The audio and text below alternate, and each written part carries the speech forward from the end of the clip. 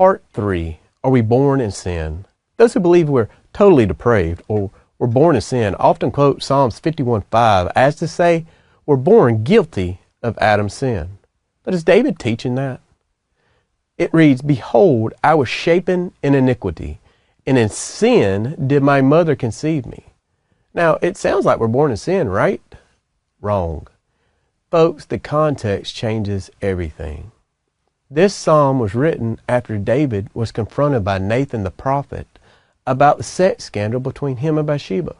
Your Bible even states that before the psalm even begins. But there's something more to consider here. It says, In sin did my mother conceive me. Now, that doesn't state that David sinned at conception, but that his mother did.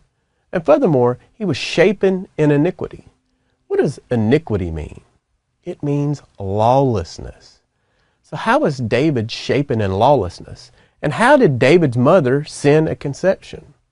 You know, the Israelites would have known David's bloodline, and they would have known if David's bloodline was legit. A baby born from fornication from Judah and Tamar, Judah's son's future wife. Now, how messy is that? How lawless is that? This bloodline was started between Judah and Tamar.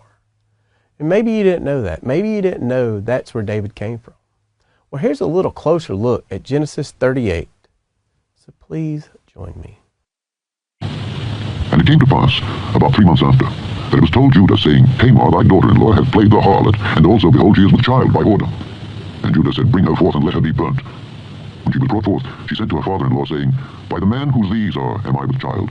And she said, Discern, I pray thee, whose are these, the signet, and bracelets, and staff? And Judah acknowledged them, and said, She hath been more righteous than I, because that I gave her not to Shelah my son.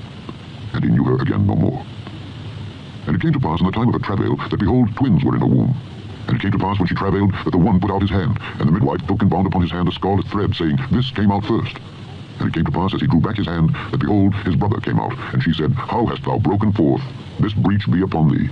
Therefore his name was called Pharez. So when David says, In sin my mother conceived me, he's not talking about all babies here. He's referring to his own messy, lawless family tree. And yet, having such a lawless family tree, the Bible states he was a man after God's own heart. Totally depraved? I don't think so.